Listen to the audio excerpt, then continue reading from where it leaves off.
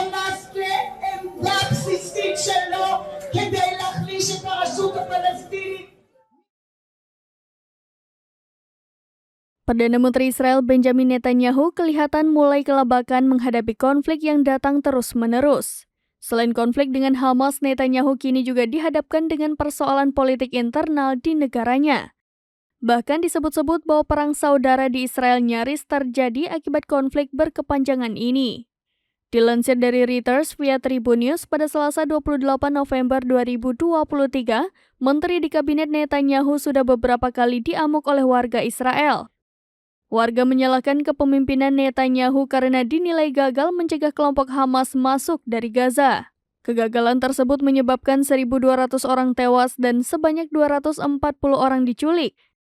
Di sisi lain, kemarahan publik itu juga mengakibatkan sebanyak 3 menteri juga menjadi sasaran cemoohan dan pelecehan ketika mereka tampil di muka umum. Meski demikian, Netanyahu tampaknya mendapatkan keuntungan dari konflik yang tengah terjadi saat ini, sebab konflik internal Israel menjadi salah satu pemicu yang membuat perang antara Israel dan Hamas semakin memanas.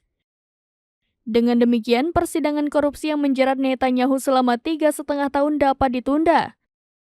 Dari perang yang harus berlanjut, Netanyahu juga menunda penyelidikan negara mengenai mengapa Israel di bawah kepemimpinannya lengah saat penyerangan Hamas pada 7 Oktober lalu.